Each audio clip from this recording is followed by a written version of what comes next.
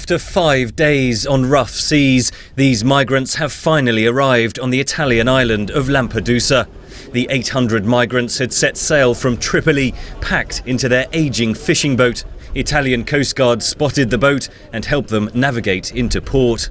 Many of the arrivals are in desperate need of medical attention. The inhabitants of Lampedusa, mostly fishermen, say they feel great sympathy for the migrants.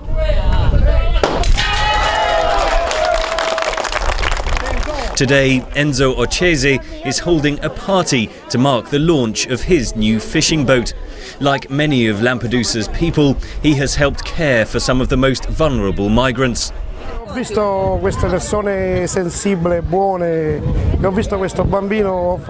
this small Nigerian boy, 3 years old. We took him home, we washed him, he was really happy. His mother was grateful. Lampedusa has always welcomed these poor persons. I think this is a really serious problem. I think the entire world, especially Europe, should assume the responsibility over this huge phenomenon, not just Italy. That sentiment is shared by the Italian government. It wants other European countries to share the burden of the migrant influx. What is happening on this tiny outpost of Europe is having deep ramifications for the whole of the EU.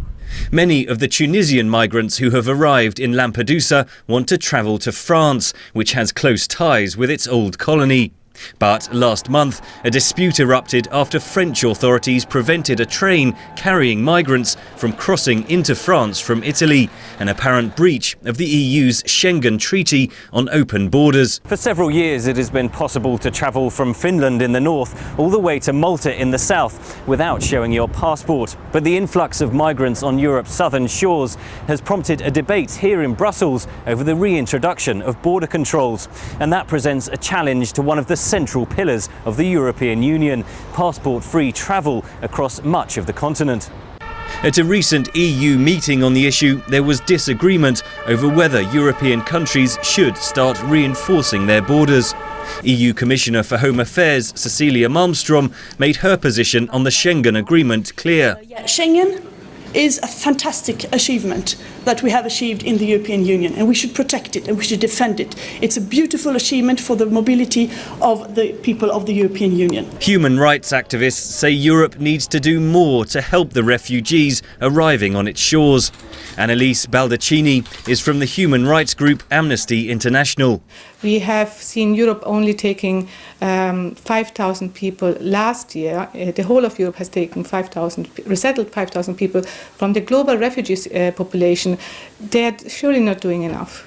But immigration has become a fiery topic in European politics, and analysts say agreement on what to do with the migrants once they arrive remains a distant prospect. For now, the EU is reinforcing its external borders in places like Lampedusa. With the uprisings in the Arab world creating turmoil on Europe's southern borders, authorities expect no let-up in the flow of migrants. Henry Ridgwell for VOA News, Brussels.